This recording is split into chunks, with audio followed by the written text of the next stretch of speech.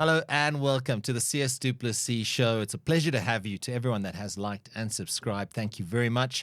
Continue to enjoy the episodes by liking and subscribing if you haven't done so yet. We're also on Spotify and on iTunes. A big shout out to our partners at Betway. Check out betway.co.za. We have 2 tickets to watch the 4-time world champions, the Springboks, in action, either against Ireland or the All Blacks here in South Africa.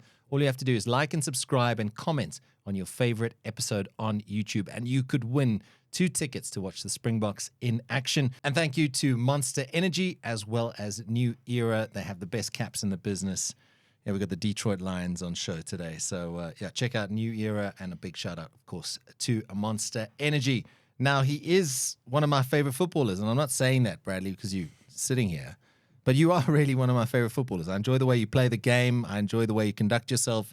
And I've got to know you over the few years. And, yeah, man, congrats on so far an incredible career, man. Oh, thanks. Yes, thanks. Flattered me there. I catch you off guard there, offside a little bit. I appreciate it. Yeah. It's taken you some time to get into the studio. Like, how long have we... Where's my phone? I just want to check, like, when the first message I sent to Bradley Ray, when was it, like 2022? We started the show. It was, yeah. We were going to start a podcast because we're going to get Bradley Grobler on. And here we are. So you've made it, bud. Well, that's how I was going to start. I was going to first start by apologizing. It's no need. As I said, my mates, they know when it comes to a cell phone, I'm the most useless person. So, why is that? Is it just not embracing technology, or you're so focused on your football career and your family that there's not much time for cell phones? I just don't like a cell phone. You know, when I'm at home, obviously, like you mentioned, I've got 3 kids. Yeah. And, you know, when I get home, I don't spend a lot of time with them because we travel a lot. And so when I get home, my phone goes on the table and I might look at it at night before I go to bed. Fair enough. You know, and I'm an outdoors guy. I get home, you know, I want to be outside. Absolutely. I'll put on soccer shorts in the garden, so I don't have pockets for phones, and that's my days. But I do apologize, and it is great to be here. No, man, thanks for making the trip. I know how hectic things are, especially with, I mean, your home games are in Polokwane, so that's like a 3-day basic turnaround, and then you've got commitments on the continent, so I appreciate it, so thanks. But we've got like, a week to go? Another season in the can? How's it been? You know, it's been great. I love what I do. Yeah. I appreciate what I do. But when it comes to this stage in the season, I really look forward to a break, getting away from the game a bit. Yeah. And, you know, a lot of people can never understand when I say that because, you know, I do what I love. Yeah. And so many people would love to do it. But it does get tough.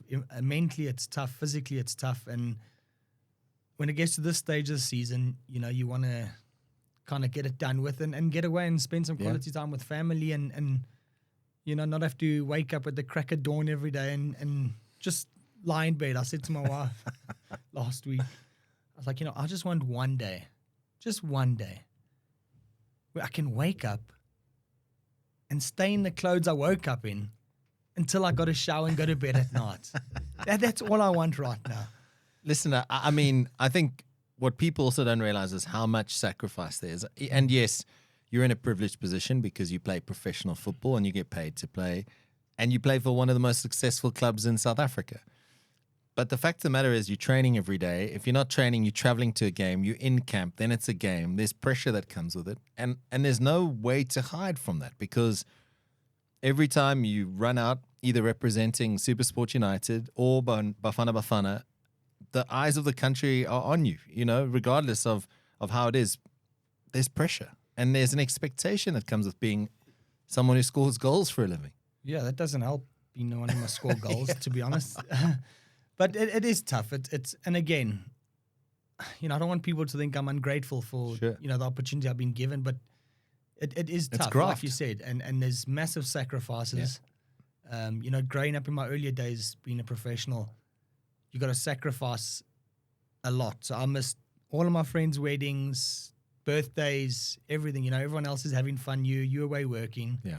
And now as I've got older and I've had kids, those sacrifices have been bigger. You know, you you're away from your kids a lot. You miss a lot of things. And, I've got boys that are extremely talented at all the sports they do, from cricket to rugby. And now I'm at that stage where, I'm missing a lot of that. Yeah. Which is hard, but at the same time, you've got to deal with it. I've got to accept that it is. I'm doing what I love. I travel a lot. But, yeah, getting older, I'm starting to spend a bit more time with them as well. The coach is quite lenient with the older guys, so it helps. But yeah, I love what I do. I love everything about it. But I keep telling a lot of youngsters coming through, and that there's a lot of sacrifice, a lot of things you got to give up, to make it, to do well, and live your dream. Yeah, I mean, 36 years old. I mean, it's been an incredible career. It's not over yet, but I understand that. If someone had told you when you made your professional debut, you're going to, continue playing until 2024, would you have believed them? At that point in time is not something you really think about, right? Or a long career, right? It's not. And it's something that, when I was a youngster and I was coming through, and I had the senior guys telling me, you got to make the most of it now, because before you know it, you're done. Yeah. And time flies. And now I'm giving the same talk to the younger guys, and it's scary. But yeah, it's been a good journey. I've thoroughly enjoyed it. And, I think I keep surprising myself. A couple of times I thought, is it coming to an end? Is it? But, this season, for example, I think I've missed 3 league games out of the 29 we've played. Yeah. And, I've scored goals again, probably not as much as I would want to. But, I've done it, and I still go to training every day. I love what I do, and, hopefully I can push on a bit more. I'm no doubt you will push on a few more seasons, absolutely. Speaking of the goals, do you set yourself a target at the start of a season? Or is it, because, you're now part of the furniture in the DStv Premiership, but is it a case of okay, I'd like to get to 5, then 10, then, you know what I mean, and see what happens after that? It's a question I get asked quite a lot, especially with goal scoring. Everybody wants to know what your your targets are before the season, what you want to do, and I must be honest with you, there's never, I went through a very rough patch in my career where I think over 5 seasons I went for 5 operations, and that was probably in the peak of what should have been the peak of my playing, career. Yeah. And from then, I kind of just looked at it and I thought to myself, you know what? Instead of setting goals, I've always backed myself to score goals, to play games, and to do well and help the team. So I've always said, for me, it's about looking after myself, making sure I'm fit and able to play. And everything else, would come naturally. I always believed in that. And that's always been my goal, to do whatever I can to keep myself fit, injury-free and playing. Speaking of that, I imagine going into the final game of the season, title has been won. Obviously, there's still stuff to play for, but that motivation, that sort of getting into the stadium, getting off the team bus, making the walk to the change room, is there still a little bit of nerves and butterflies, even at this point in your career? Yeah, this is something that also I get asked quite a lot. And, I've listened to other guys, from the Premier League talk about the same thing. And for me, it's still, every game I still go out there and I have that nervous feeling. I don't think there's ever been a game where I've gone without feeling, those butterflies and I think that comes down to you as an individual. For me, as much as I play for a club that's very ambitious, I'm quite hard on myself. I always want to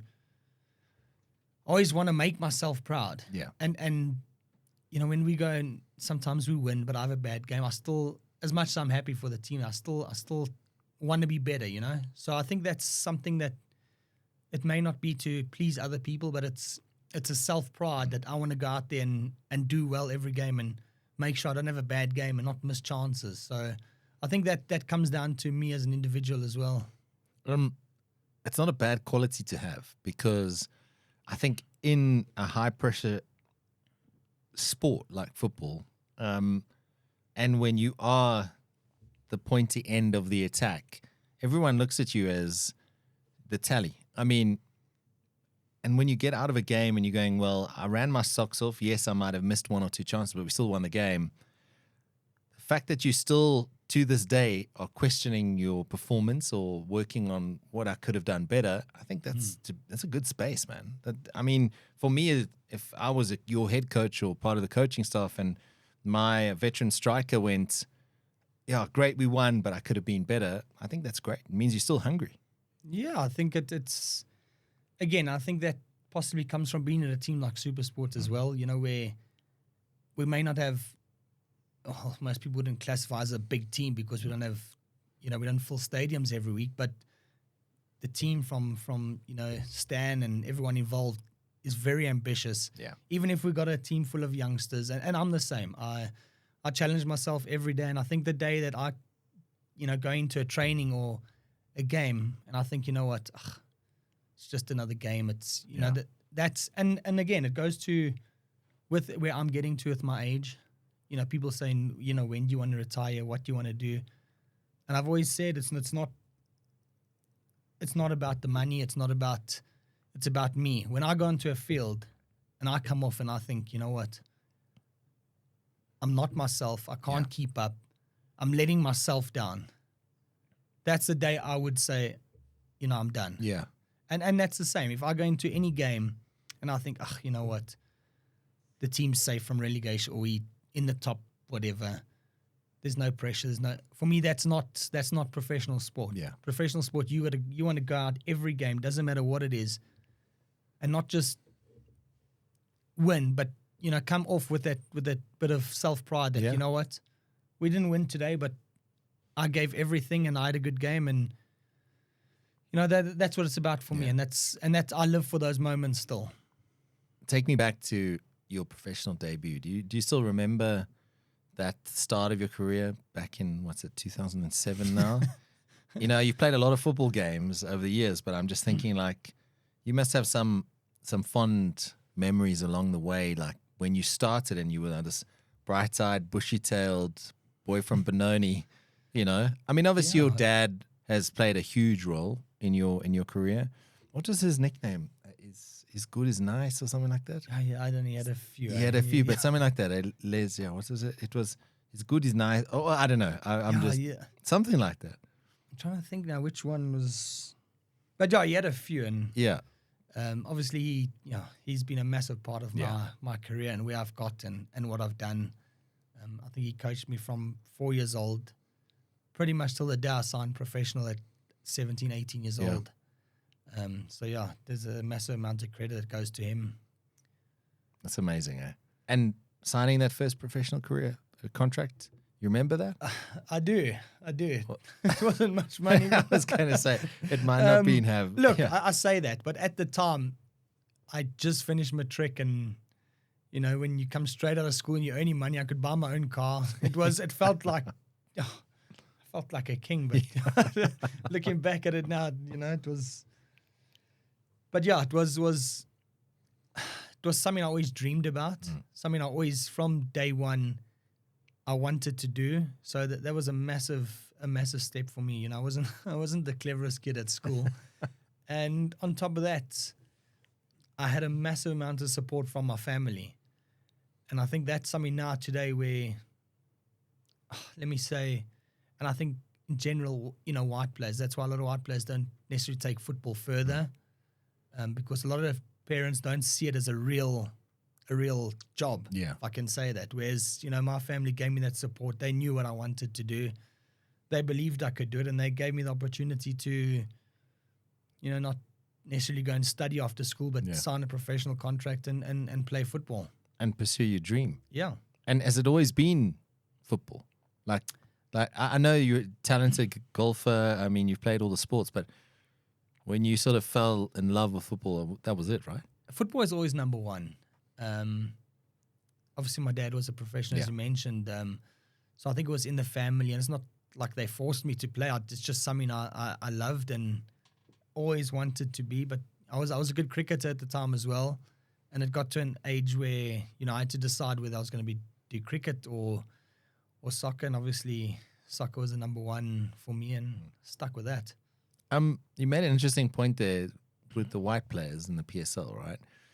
Because it does strike me that it's not that we're lacking in talent across the board. I mean, regardless of skin color, but there's so few white players in the PSL at the moment. You almost think like what could be if there were more guys coming through and choosing football full time instead of pursuing, I don't know, other sports or tertiary education. Yeah, it is. It's because there's Look, enough I don't white wanna- players, white kids playing Yeah. football. I mean, especially you look at real junior football. Yeah, I mean, there's a lot of white kids playing, and they love it. And I don't want to say that's the reason why there's no. Sure. But for me, that's always been a big thing with. Still, I mean, a lot of white people in South Africa still don't believe that football is as big as it is, and it's an actual career. And I think a lot of people watch the English Premier League, and I think a lot of people think unless you play in there, you're not going to make a living out of it. Yeah. So then it comes back to your school days where, and this is sad because school football for me is completely gone from where it used to be. Yeah. I think 90% of schools don't even play football anymore. And now when you look at it, a lot of white parents said, I knew, were very strict on schooling. And, now you look at I've got boys now as well. And, you got to start looking at high schools. And you try to find a high school that plays, soccer. So what do kids do? They play cricket, they play rugby. And a lot of them end up getting a bursary at a school where they can go and, and play rugby and cricket and excel in it. Yeah. And it's at that point for me where the changeover comes, where there is no more growth in football. Yeah. I think on top of that, development academies in South Africa are far, far from where they were and where they should be. Yeah. So there is no stepping stone. And for a lot of white parents, they push the schooling. And schooling, I've always said, is the most important. But there is no bridging that gap between the football plus schooling and being able to push over into a profession in football. Yeah. So I think, for me, that's over the years has been something we've spoken about, not just for white people, but In development in general. general. We keep saying, Bafana never did well because we need to start development. But I'll be completely honest with you. I think right now, our development football is as far from where it should be as it's ever been. Wow. Which is a very worrying thing for me. So I think, it's just No, I mean, it's all the of truth, that. right? I mean, you've been through the school of football, from as 4 years old through to where you are now. And, that's the honest truth.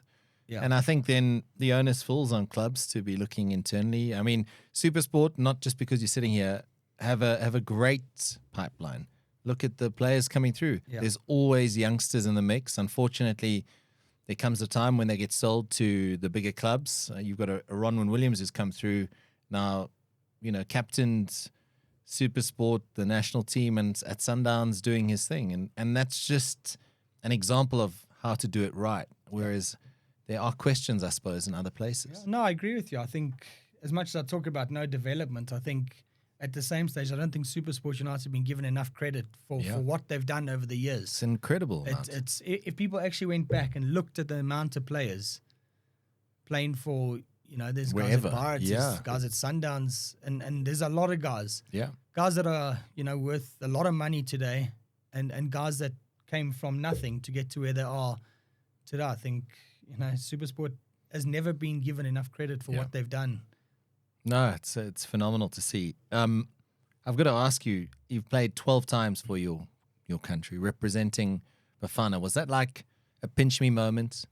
I know it's bittersweet at the same time, but still putting on your national colors, that's something special.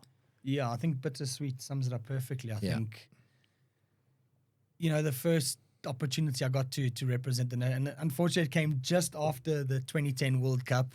I was going to say, 2010 was incredible. Oh, It was, we keep saying that if you could bottle that feeling in the country Yeah. and just let it out when we're having stage 6 load shedding or whatever it may be, it would be even incredible. for football in South Africa, I think, I think we spoke beforehand about how, that our league kind of went to the next level as well. Yeah. Everything just, got so much better pre and post World Cup. Unfortunately, I think it's it's going the other way now after COVID, which is a bit sad. But my national career is very frustrating. I mean, it started off incredibly well. As a kid, that was probably my biggest dream, was to put that national jersey on.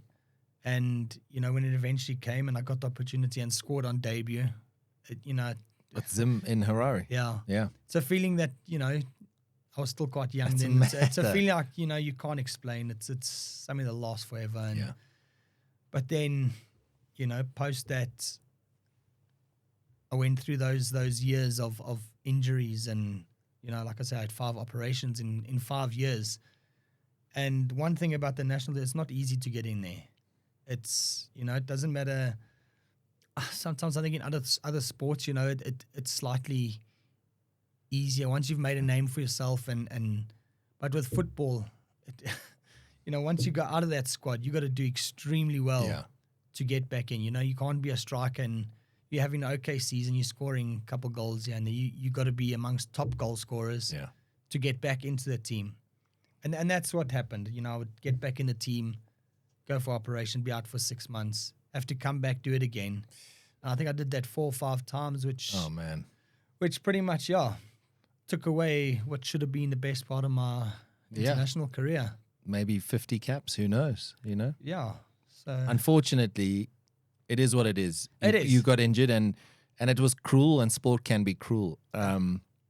But you can say that you're an international footballer that's played, for his country. I think got a handful of goals. And I think at the end of the day, having to work yourself back and then getting into a squad. I mean, I've covered it a few times where I've seen you and you've been in the squad and that. But also we've changed coach so many bloody times that I'm not going to go there. But that doesn't help the scenario either. It so doesn't. at the end of the day, though, I think the fact that you have represented Bafana Bafana as that boy from Benoni who dreamt about it, you can be very proud of yourself. Yeah, no, absolutely. I think there's millions and millions of kids that wish they could get opportunity, and I got it. And as you said, I think you said it perfectly, that this is sport. It happens, and I've accepted that, and I've still gone on to have a pretty okay career. And I wouldn't say okay. I still love what I'm doing. I would say more than okay, but but it is what it is, and that's sport. Absolutely. I don't want to harp too much on it, but how tough was it each time that you had to face the knife and know that you had rehab? Then you had to build up fitness, because everyone loves preseason fitness, don't they? Love it. Can't wait. But now go to a point where you're injured, like if it's a knee, an ankle, whatever it is, you're not running around staying fit in between. This is something where you have to rebuild. That must have been tough, man. It is tough. And as much as you say, the rehab, but mentally it probably hits you the hardest, And also, when you're working on contracts and you got a year left or 2 years left, mentally it really does become difficult. And again, I've always said, I got to be very grateful to Supersport United for sticking by me through those difficult times. I think the second time I went under the knife, Sias, Dan Matthews, came to see me in hospital, and he offered me a new contract, while I sat there in the hospital bed. That's amazing. Yeah, and like I've always said, I'll forever be grateful to him and the club for sticking by me, because I think it wouldn't happen at most other clubs, to be completely honest with you. And it probably was the pick-me-up that you needed at that time, right? Like where you were sitting there going, oh my God, I've just had surgery. How long am I out for before I play again? And the boss rocks up and he's like, how about you continue working for us? I mean, that must have given you a spring in your step. It does. It does. But again, as you said, it's that, then it's 6 months of, working your way back into the team and then doing well again, getting back into the national team, and then you got to go again. Oh. It was tough, but as I said, this is football. I've always believed in myself. Yeah. That I can bounce back, and that goes to having a strong support team behind you, and that's why a family and a club like Supersport is a family as well. So all those things came together, and here we are today. Oh, well, it's far from over. Let's put it that way. I've got to ask you, your transfer to Turkey. What were you expecting there? And tell me a little bit more about that. I mean, you played 28 games there in that season, scored 6 goals. Yes, it was such a crazy story. Because I had a really good season at Platinum Stars at that stage. And at that stage, we were still... Platinum Stars had just built us a training complex out in Rustenburg, which was unbelievable. Is that the one that England... Yes, yeah. Yeah, I mean, it's proper. And for some stupid reason, I bought a house in 4 ways. Now, at the time, there were about 5 or 6 of us who were staying out in Beersport Dam. And we were driving through every day. And it was a pretty far drive. Yeah, cheapest. But, having 5 or 6 guys there, it was okay.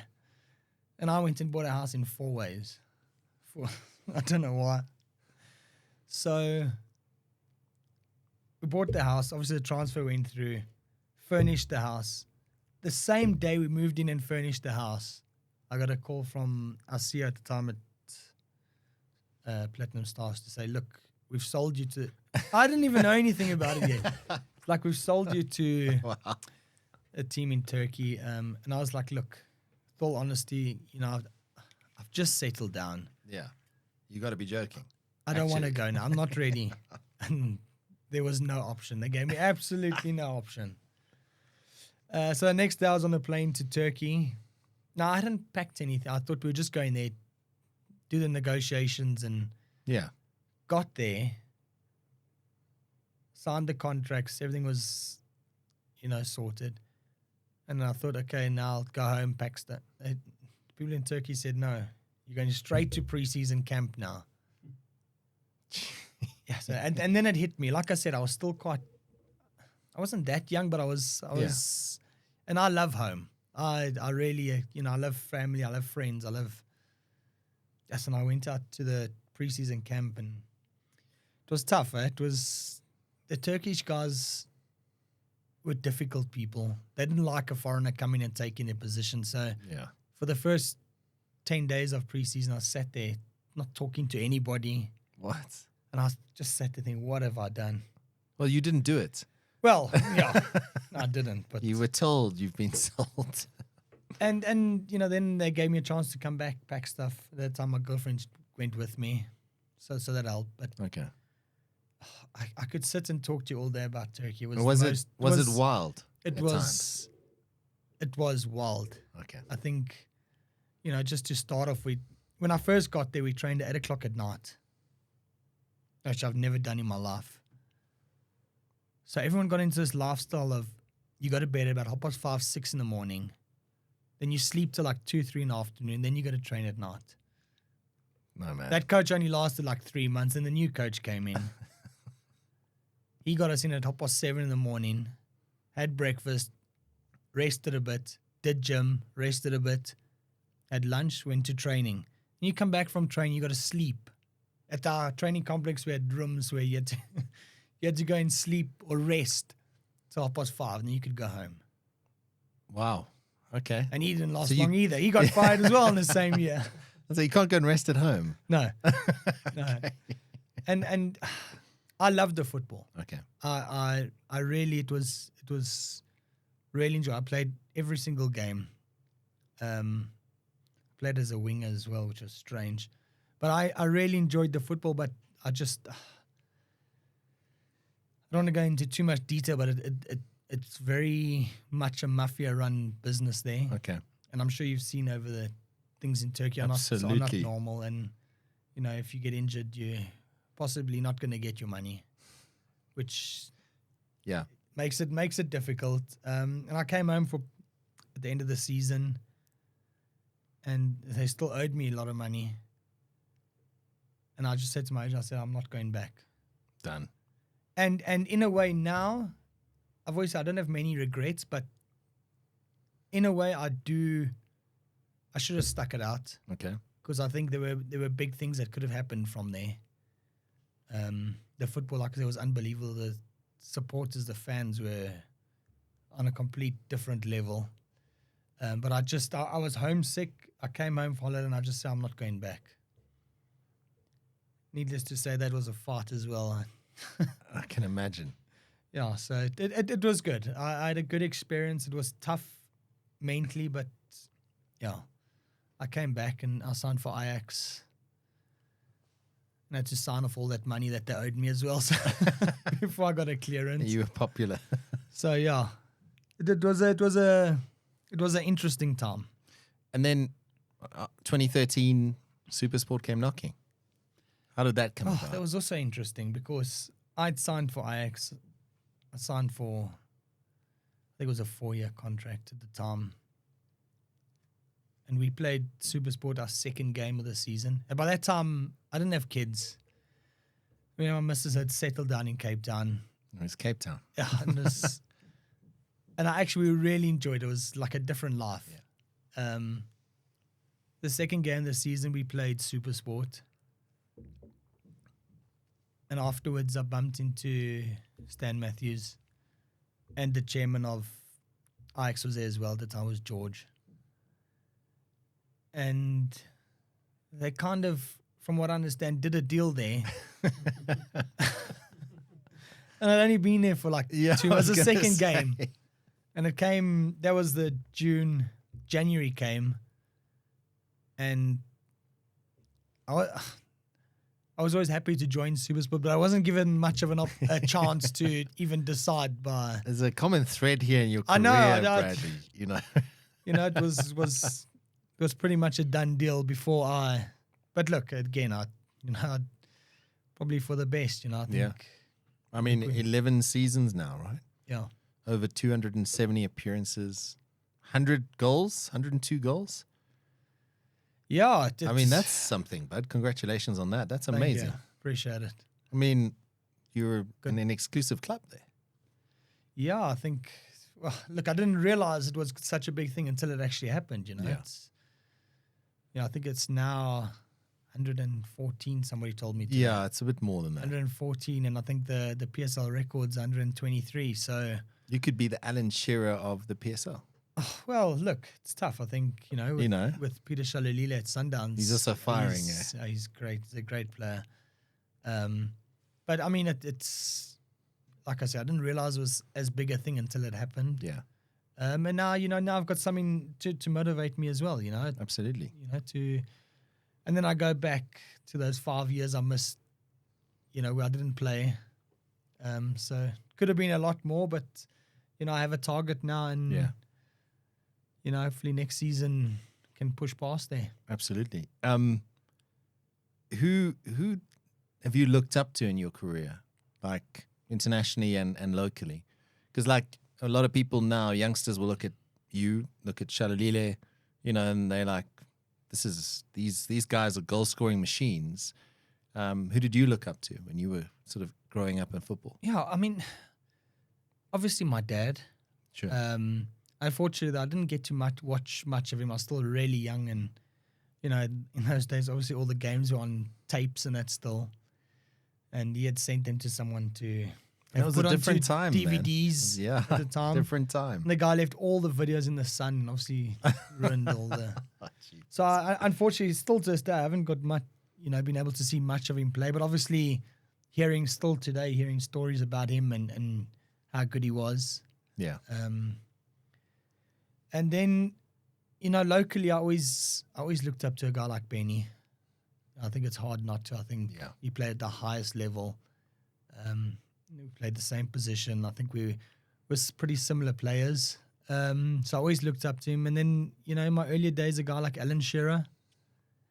And then later on, some people won't like this, but for me, Ronaldo, I just think the whole package, the way he looks after himself, he I think for a lot of young players, that's a big thing nowadays. Yeah. Is looking at a guy like that, what he does off the field to get to where he is. So yeah. I've got to ask you then. You look at City, right? 4 Premier League titles in a row. I think Pep's won 6 in the 8 years he's been there, or whatever it is. Do you watch the Premier League? I mean, I know you will watch it differently to like us normal people who haven't played the game at the highest level.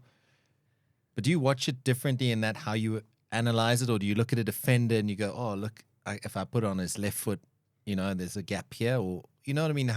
Take us there. Like I would love to just watch a Premier League football game with you, any football game. I've been privileged to watch quite a bit of cricket with a guy like Chris Morris, who seems to call things before they're going to happen. Is it the same with, you know what I'm saying? Yeah.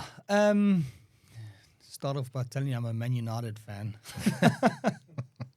But like you said, I watch games very differently. So I am the Man United fan that other Man United fans hate. Oh, really? Because I'm very honest. I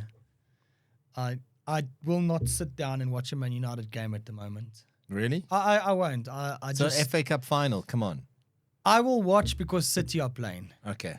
So I will watch a game. I've watched Man City, Liverpool, pretty much every other team, Arsenal, play more than United this season because I enjoy the way they play. I think they play with a structure. I watch United. I just don't see. It looks like they're just playing because they're playing. Sure.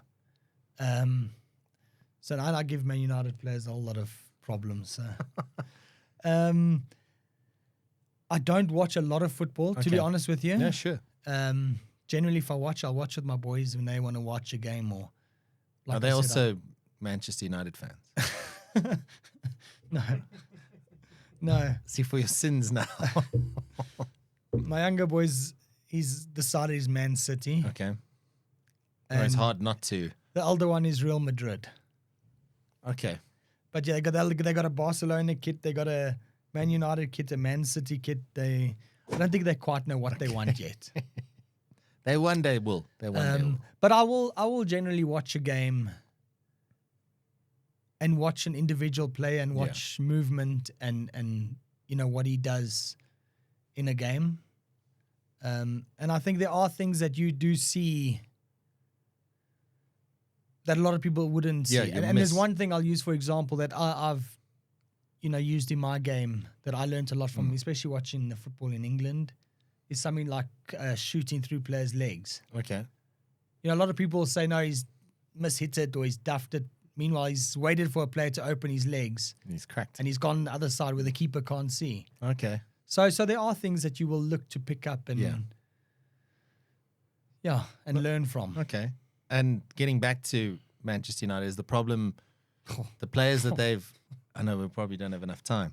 But is Ten Hag the problem, or is it that they've just had average signings over the years, or is it the ownership? I think it's a combination. I'm never one to call out a coach or tell a coach he's not good enough. But I do feel that Ten Hag is not for Man United. Like I said, I mean, I've watched them play. I don't see a style of play that they use. Yeah, I think that it sometimes looks like they just go out and play. It's not like one game you see. At least when Mourinho was there, as a United fan, you knew you were going to get a good defensive structure. And I just see United playing. They just go out and play. I think the players they've got are not where they should be. Not I think what Manchester United represents. No, I don't feel like a lot of them are at that level. I mean, if you take some of the United players, could they get into a City or a Liverpool or an Arsenal? Fernandes, maybe. Yes. Not maybe. Yes. He's one of the best in the league. Yeah. But you can see when he's not there. Oh, 100%. But that's what I'm saying. You take a guy like Anthony that they paid ridiculous money for. World class. Is he going to get into an Arsenal team? Probably not. Or a City team? Probably not. And I know we're far away from those teams, but that's where United are supposed to be and where they should be. So what needs to change, in your opinion, as a fan? I think they need a complete overhaul. They've got what? I think Ronaldo summed it up perfectly when he came back to United. And he said, and I talk about the waterfall they had there the other day. He said the club hasn't gone forward. The club has not moved with the times. I mean, from the gym, from everything. You know, I think sometimes a team like United relies too much on their name and forget to actually look at themselves and change things from the top all the way down to the bottom. I mean, they are still the biggest football brand in the world. I believe so. A lot of people will argue, but I do believe United, as big as Real Madrid and a Barcelona and a City, and I do feel United are the biggest club in the world. Absolutely. And, I mean, again, a team like Liverpool, which for me is a massive club, but I still can't see why they should be so much better than a team like United. Liverpool fans will have a... No, I love Liverpool. I mean, listen, like what I said, Jurgen Klopp has done has been phenomenal. And I mean, it is a... For me, I watched on the weekend. I mean, I can watch Liverpool just for him. Yeah. You know, he's got... For me, Ten Hag doesn't have anything about him. No charisma. There's no... you know, you need a bit of character, a bit of... Yeah. Absolutely. So, yeah. Speaking of, playing against teams, you've obviously faced Sundowns a few times now, Orlando Pirates, the Kaiser Chiefs, playing the big teams in the PSL. Do you naturally feel you lift your game automatically just because of who you're playing against, or doesn't it really matter who you're playing against? It's the same Les Grobler that pitches up for the 90 minutes. For myself, as I said, I'll guard in every game, doesn't matter what game it is, and play. I've never once thought to myself, you know what, we're playing Chiefs on the weekend. I need to have a good game. Yeah. For me, every game I play, I want to be my best. I want to make myself proud, So for me, it's never. But I do feel like there are guys that look at it that way, and that's just being completely honest. I do think you get guys that do think, okay, we're playing Pirates on the weekend. I'm up for this one. Yeah. Which I think is wrong. I think that's, that looks at your character, and you should play every single game the same. So that's the way I look at it. But you did like playing against Orlando Pirates. Scored a few against them. Pirates and Chiefs. I don't know the numbers, but people always tell me about it. Bradley, if you look at your career and where you are now, what are some of the biggest lessons you've learned? I know obviously you've had your injury setbacks, and that was 5 years you were robbed, but there's not much you can do about it now. But along the line, I'm sure there's been some incredible lessons that you've learned. Yeah, I think there's been a lot of life lessons, but for me it's more, and as I said to you earlier, that when I was younger and people used to say to me, just make the most of it, financially look after yourself, do this, do that. And I'm at that age now where I look back and I think, you know what? Those guys were right. And I'm trying to do the same thing now to our youngsters and just say to them, this, you got to understand how lucky you are to have this opportunity. And I'm talking more to the guys at Supersport, because there's an unbelievable club, and a lot of the young players at the club don't realize how lucky they are to be there. A team that will give them chances, a team that will look after them. I think you've had like 15 debuts this season or something like that. So for me, if I just take one, it's that. Just do not take advantage and don't, just appreciate the opportunity you've been given. I think in the country where we are now and the problems, how many millions and millions of people wish they could be in our position doing what we do. Yeah. Earning a living from going to training, kicking a soccer playing ball all over around the continent. Yeah. So I mean, there's been many lessons I've learned, but for me, that's probably the biggest one. It's just to appreciate it, make the most of it. Yeah.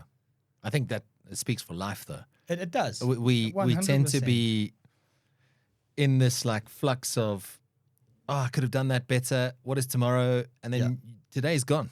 So I think you're right. What made it more real is, is losing one of our goalkeepers this year, George, and then Luke Fleurs, Yeah. I think that was for me again, it was a big eye opener. And I think for a lot of the players, they also need to look at that, it's fleeting. It's scary, and it's life. Yeah. And you know, as you said, no, don't have regrets. Absolutely. Last one. When you eventually decide to hang up your Puma boots, Professional golfer. was that it? Listen, you said you wanted to play more golf, right? But what sort of is in that next chapter of yours? Is a lot of people will sort of slot into the coaching side of things. Others will go into business. You'll take up professional golf and win a major. Maybe live golf, who knows? But what's that next chapter look like for Bradley Grobler? It's a difficult one, and it's not. I don't want to say that I haven't got plans in place. Sure. You know, the club has spoken about a few things over time, and that I am still deciding about the whole coaching thing. Because there's badges to be had and qualified. And I do believe I could do a really good job in the coaching. You know, it's scary, but in my professional career, I've had 20 professional coaches. Wow. 20. Wow. And one thing I've done over the years is listen and learn what works, what doesn't work, what's right, what's wrong. And I've worked with some incredibly good coaches, some not so good. Yeah. And I something I really paid a lot of detail to is, you know, what gets a team going, what don't guys like, because whether we like it or not, that's where the game is. Absolutely. It's finding that balance between keeping guys happy without letting guys walk over you. And I think I've done quite well with learning from coaches. So it is something I probably will go into. Sure. I think I might just take a gap year though. I was going to say, can you please break the PSL record first? Oh, look, Goals record. Get that done, and then you can decide what you want to do from there. Well, to start there, retirement's not. I haven't quite looked at that yet. No. I still, like I said, But this age, you take it one year at a time, one season. I mean, it's in the future. I still think you've got a lot to give the club and a lot to give the PSL as a whole. And you're a role model to so many young players, not just at Supersport United. But, you know, we look forward to another 2 or 3 seasons, and good luck for the future, and break that record and become the Alan Shearer of the PSL. Well, that's the plan. Thank you. Bradley Grobler, thanks so much for your time. Really appreciate it. And thanks for finally making it after, 15 invites 6 months ago. Well, maybe we should start the next one now. Planning now. Okay, cool. I'm going to put it in your diary. Thanks very much for watching the Sias du Plessis show. A big shout out to our proud partners at Betway, as well as Monster Energy and New Era. Thanks very much. Like and subscribe. Remember to win those tickets. All you need to do is comment on your favorite episode, and we'll catch you again next time.